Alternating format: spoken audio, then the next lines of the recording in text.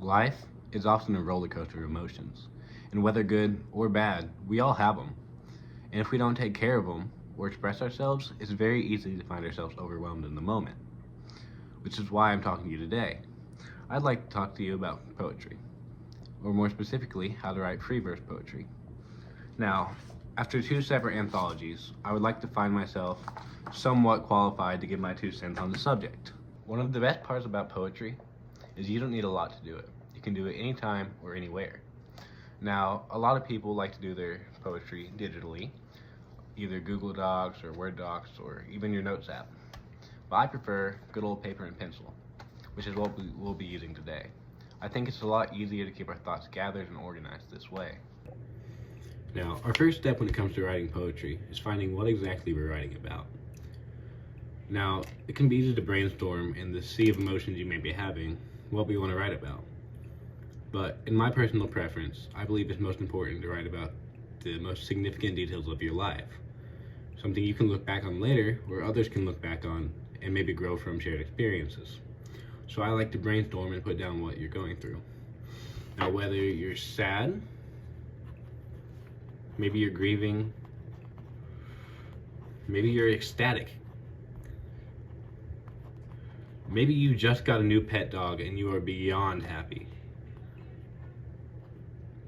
Or maybe your dog ran away and you are very scared. Or perhaps you just met the love of your life. Maybe you're in love. All of these things have in common is they're significant emotions, and they've all happened to me recently. Which begs the question, which one should we choose?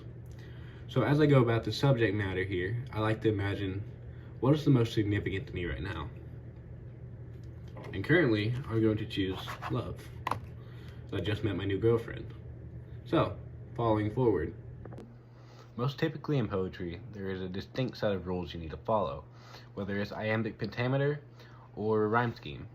Now today we're going to get into neither of those. We're going to focus on the base of free verse, which is my personal favorite. But the main components of free verse are still there as with other poetry. I think it's easiest to break it down by a title and subject genre, stanzas, and then lines. So, most easily explained, the title and subject genre is simply going to be what you're writing about, how it impacted you, and any sort of word or phrase you can think to sum all that up. Now, secondly would be a stanza. Stanzas are typically groups of 3 to 4 lines which make up the poem. Now, in certain forms of poetry, you'll have a set number of stanzas you can use. In free verse, you can have as many as from one large, one small, or lots of little stanzas. And it's all up to you and how you'd like to act as the flow of your poetry. Now, lines are a little less complicated. They're just simply the makeup of the stanza. Think of it like a sentence to a paragraph. Now, the only difference with the two is the stanzas often have a build-up. So I start off with the basic phrase, and then I'll add on to it, which is what we'll get into next. Okay. Because poetry takes a significant amount of time to write, I've gone ahead and written us some.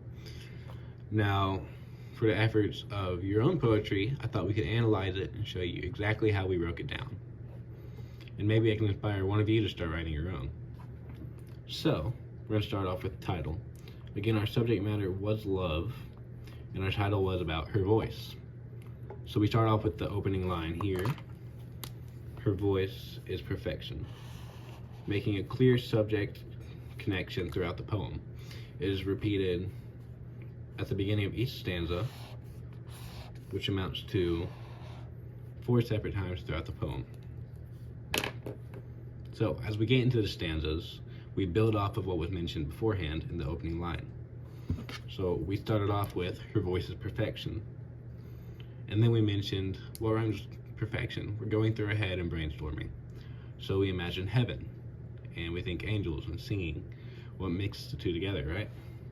So comparable to an angel's choir. And then building off of that again. How can I tie in perfection and angels? So we go with the voice of angels again. No one can help but stand in awe are key words here. So we use these words to continue building off of one another. So again, with her second stanza, we start with her voice. Her voice is sweet. What's sweet but honey? So we put fine honey to shame. A perfect confection. And then we move through to our next stanza and continue breaking down. So her voice is weighted. Perfectly authoritative. No word leaves without thought. Now we're talking about the perfection, but also purpose. And then we tie it back in again. We're getting a little astray from subject matter, so we pull it back in through perfection in our last stanza to remind us what we originally intended to write about. So, her voice is perfection. There is no becoming tired of it. Each and every good morning, good night, and I love you, simply more beautiful than the last. So, with our finished product here, we end up with 1, 2, 3, and 4 separate stanzas, a title, and lots of key words in it. So let's see, how many verses do we have for you guys? 1, 2, 3. So 3 verses here, 3 verses here, 3 verses here, and 4 verses to finish off the poem. So we end up with 1, 2, 3, it's 12 plus 4 is 15 verses and 4 stanzas. And this is a relatively short poem, but that's the best thing about free verse. There is nothing exactly specific that you need to have qualified to make it.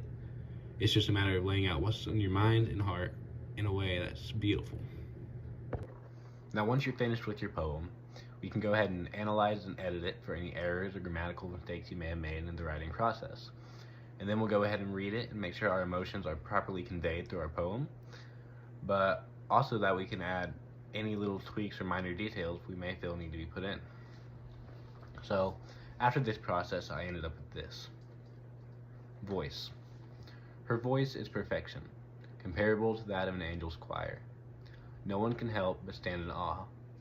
Her voice is sweet, putting fine honey to shame, a perfect confection like none other. Her voice is weighted, perfectly authoritative, no word leaves without thought.